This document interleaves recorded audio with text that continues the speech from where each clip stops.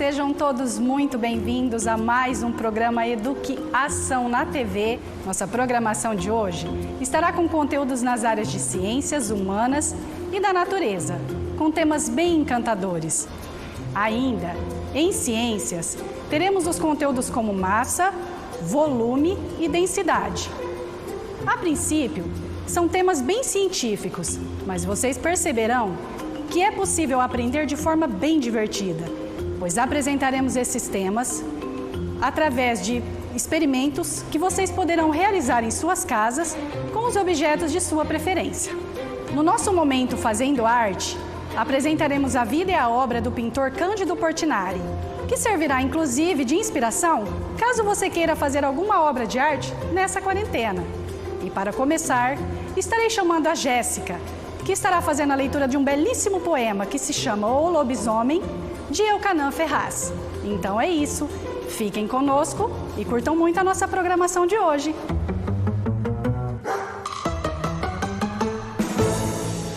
Olá, eu sou a Jéssica, coordenadora pedagógica, e hoje eu vou fazer a leitura de um poema de Elkanah Ferraz, que fala de um personagem que conhecemos muito bem, porém de uma forma diferente.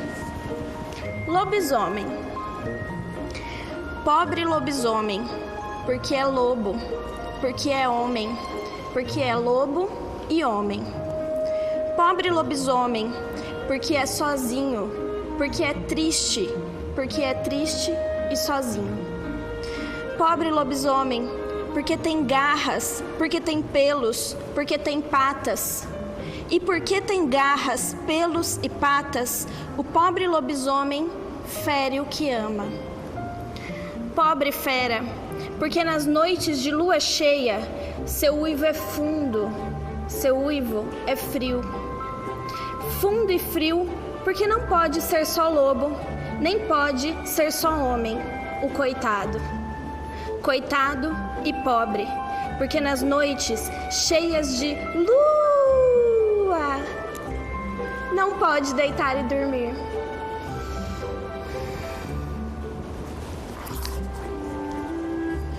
Se você gostou desse poema, provavelmente vai gostar do livro todo, que é esse aqui, Bicho de Sete Cabeças e Outros Seres Fantásticos.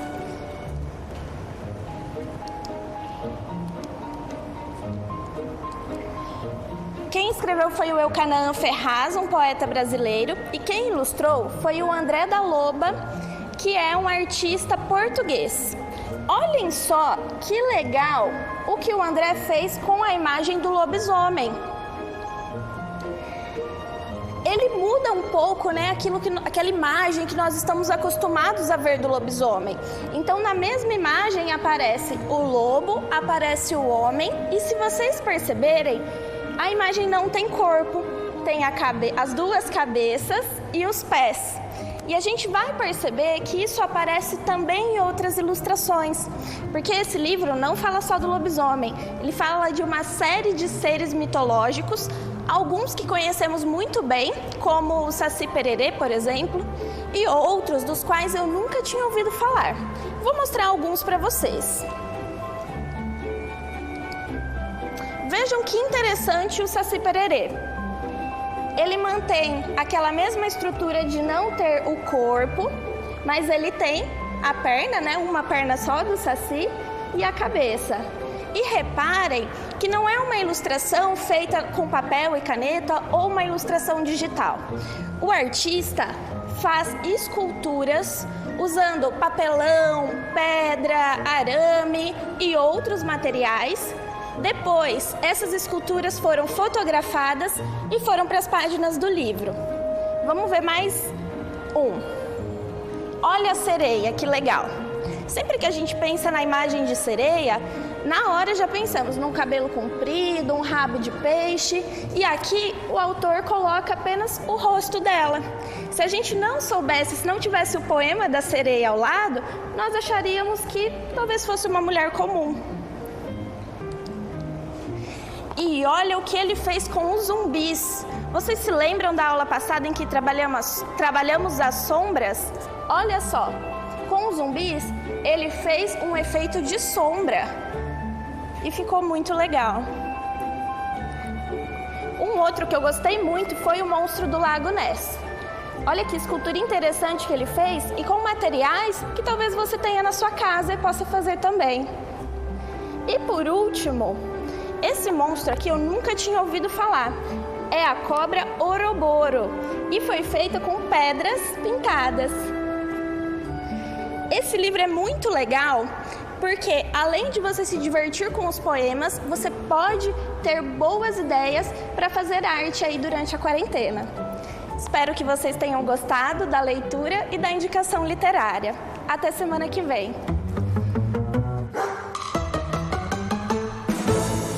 Olá, eu sou a professora Vanessa. Espero que vocês estejam bem e seus familiares também. Vamos lembrar um pouquinho da nossa aula na semana passada. Nós estudamos as características do continente africano, sua história, sua geografia, as contribuições para a humanidade e principalmente as contribuições desses povos no nosso país. E se bem me lembro, falei de um material que era sustentável e muito utilizado na construção civil, o adobe. Vocês também se lembram? O adobe, eu contei que era sustentável, mas não disse que depois da construção finalizada, ele auxilia também nessa sustentabilidade. E como? O adobe, ele é feito daquele material terra, mistura com grama, enfim, com o que nós tivermos disponível na natureza. E depois de pronto, de seco, ele funciona como um isolante térmico. Assim, a casa, o ambiente interno dela não sofre muitas interferências pela temperatura, seja ela mais alta ou mais baixa, externa.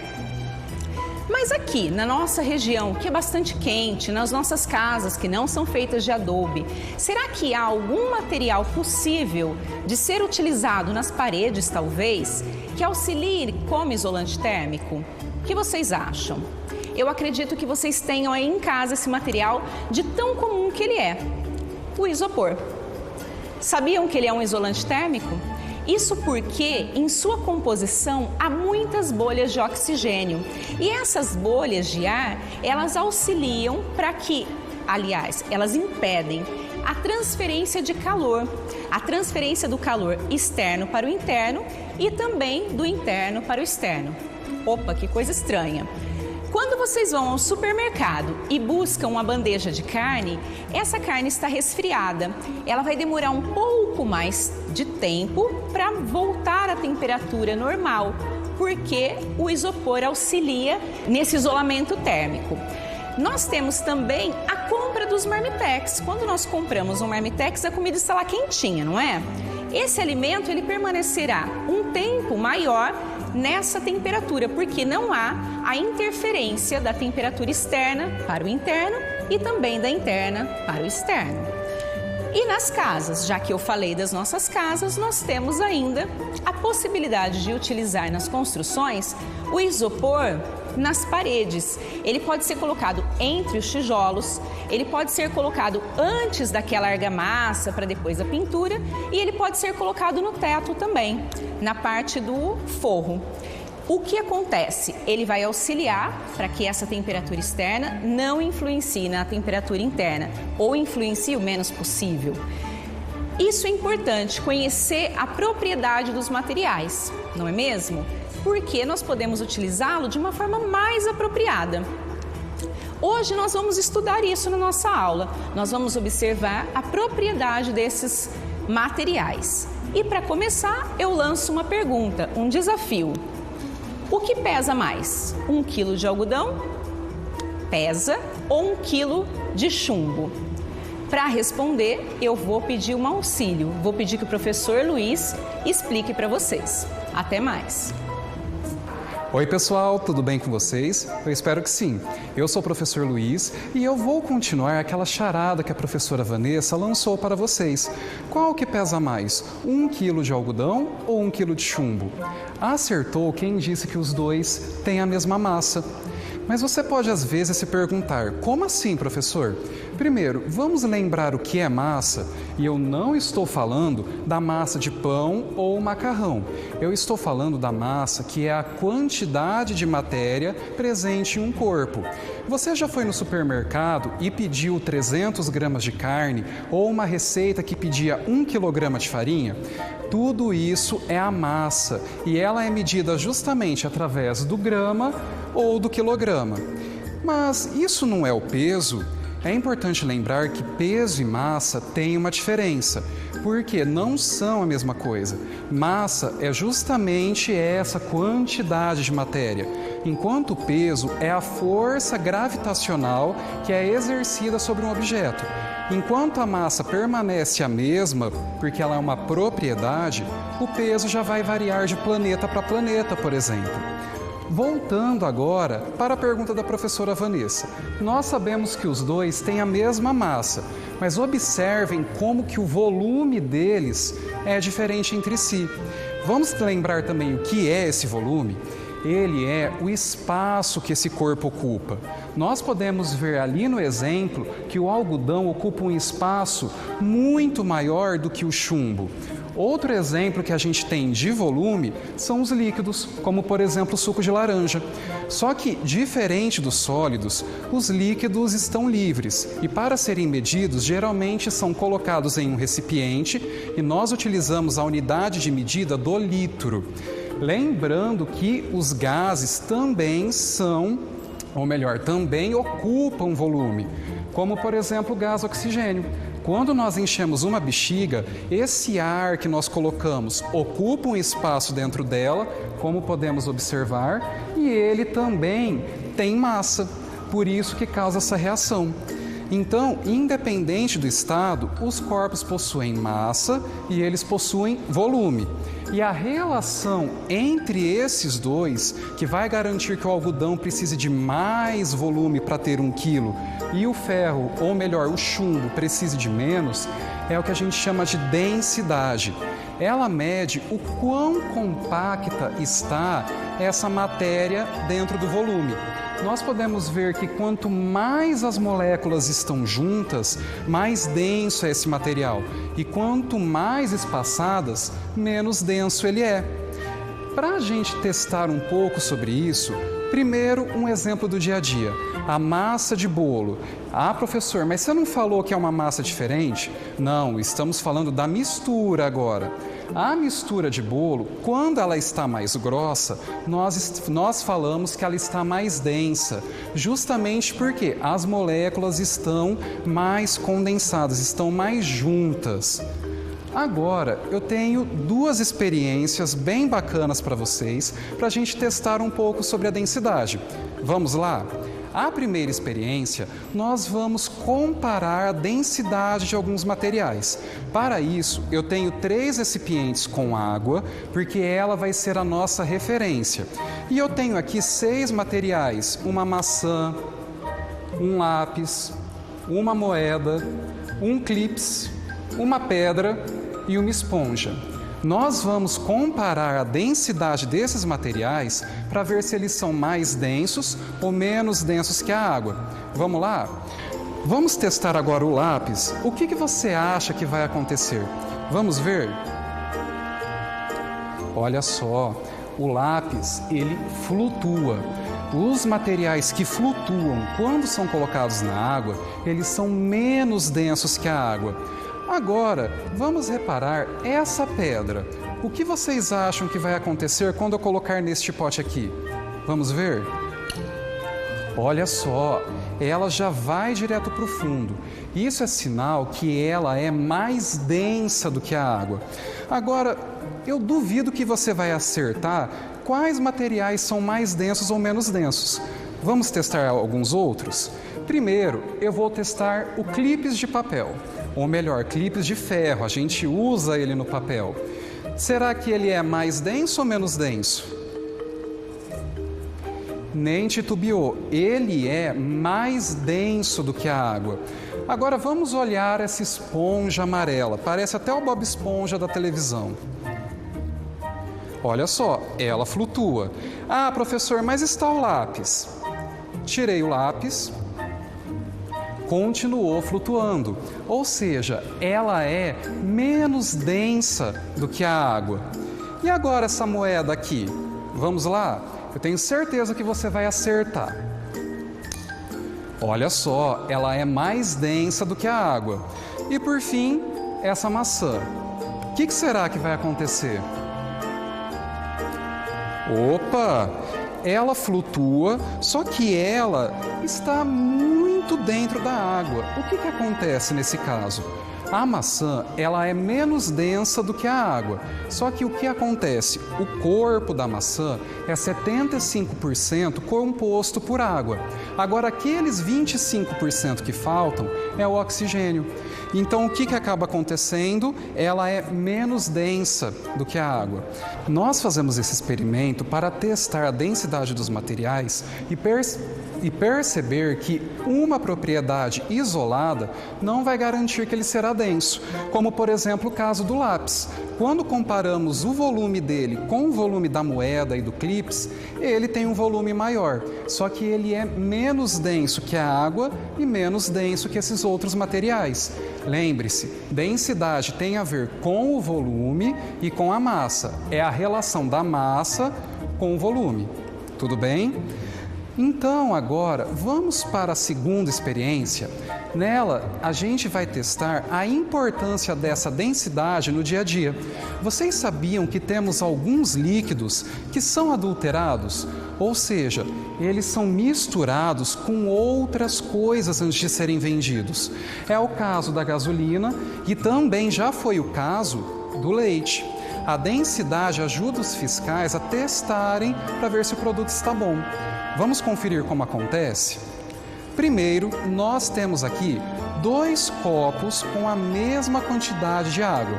Os copos são iguais, possuem o mesmo volume de água e quando nós comparamos o peso, ou melhor, a massa, tá vendo só? Peso não é a mesma coisa, cuidado! Nós podemos observar que eles têm a mesma quantidade de massa. Agora, o que eu vou fazer? Eu vou pegar um pouco de açúcar e vou misturar neste copo aqui. Vou colocando bem devagar, porque o açúcar é solúvel em água, só que quando temos uma grande quantidade, ele acaba ficando um pouco no fundo. Depois que eu misturei o açúcar, repare que não percebemos mais ele. Só que esse que é o problema. Quando comparamos o volume da água, também permanece o mesmo. Mas olha só o que acontece com a massa. Você consegue adivinhar? Olha só o tanto que aumentou. Isso acontece porque o açúcar que foi diluído na água, ele foi registrado na balança. A massa desse açúcar é registrada. Então, apesar do volume ser igual, a massa é diferente. E o que isso tem a ver com densidade? É porque quanto maior a massa, maior será a densidade. O volume permanece o mesmo. Então, a massa que fará essa diferença. E é assim que os fiscais conseguem perceber a diferença entre os produtos e saber qual está adulterado ou não. Bem bacana, não é? Então eu tenho um desafio para você de casa. Chame alguém que mora com você, seu irmão, e faça a primeira experiência também. Pegue um pote transparente com água, enche, e aí você vai comparando alguns materiais. E aí você vai descobrir qual que é mais denso que a água e qual é o menos denso. E você pode apostar com o seu responsável para ver quem acerta mais. Vamos lá? E semana que vem nós nos encontramos de novo.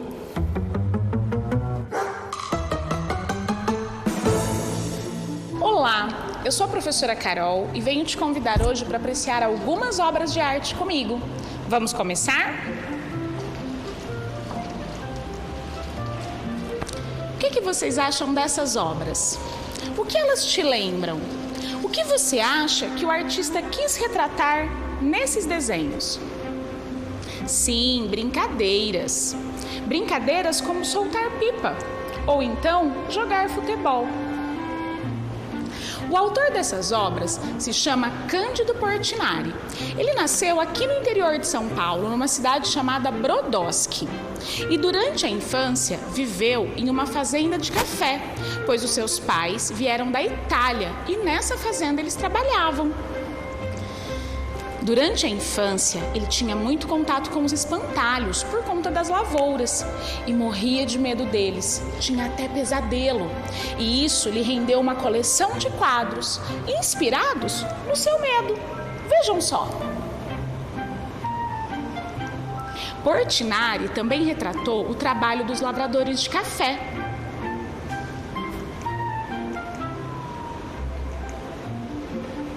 No decorrer da sua vida, Portinari acompanhou o movimento migratório de nordestinos vindos para São Paulo em busca de trabalho. Essa observação, misturada com a sua sensibilidade, lhe rendeu uma de suas coleções mais famosas, que se chama Os Retirantes. Percebam como Portinari retrata nessas obras todo o sofrimento desse povo, pois, vindo em busca de melhores condições de trabalho, eles passavam por muitos apuros, como fome, falta de lugar para morar, e há muitos morriam no caminho. A inspiração de Portinari não parou por aí. Aos 27 anos, se casou com Maria Martinelli, com quem teve seu filho João Cândido. E o seu filho João Cândido e mais tarde sua neta Denise o inspiraram em várias obras, como essa, João Cândido com cavalo e Denise com carneiro branco. Observem a utilização de formas geométricas para compor as suas obras. Percebemos a diferença dos traços se comparadas com as obras anteriores. E este é Cândido Portinari, que com sua sensibilidade registrava muito sentimento e principalmente o que sentia em seu cotidiano em todas as suas obras e coleções.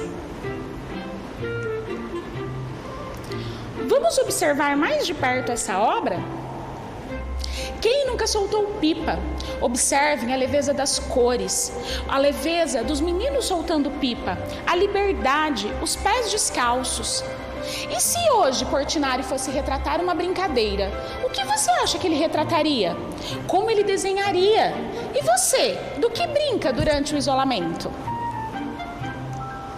Percebam nessa outra obra o registro do seu medo. No caso, o medo de espantalho, por sua vivência. Mas e você? Tem medo de quê?